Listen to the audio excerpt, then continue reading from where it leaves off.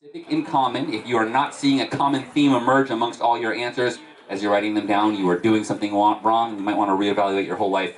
So my name's Larry Peña. I'm the editor of Cal Poly Magazine and senior editor for University Marketing Creative Services. So I lived in Napa Valley for a while, where my wife worked at a brewery, and I was a regular at the trivia game that they had going on there. And one day, the trivia host just stopped showing up. He had an assistant. His assistant didn't know where he was. I had been on a team that was doing really well. I was always around. I was always just hanging out in the brewery. So they asked me if I wanted to take over. When we moved to the area here, I brought the game with me, and I've been here at Bang the Drum for about 2.5 years now. The whole reason I got into this was because I loved playing trivia and was generally fairly good at it. I was the kind of kid who would just sit there with my grandparents and watch Jeopardy and know a lot of the answers, stuff like that.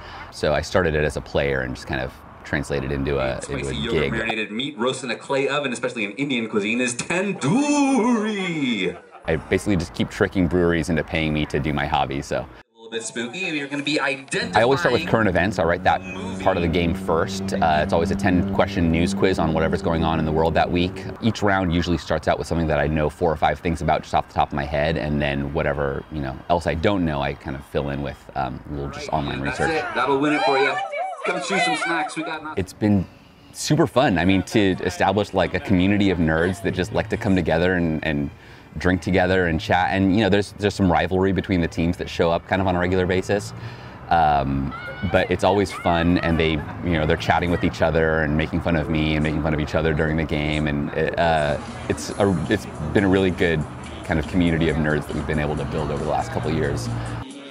I would just love to eventually be able to turn Brain Stew into a bit of an empire for me someday. If this takes off and I can become the next Alex Trebek or Scott Rogowski or whatever, then yeah, I'll totally take that, and it'll be super fun.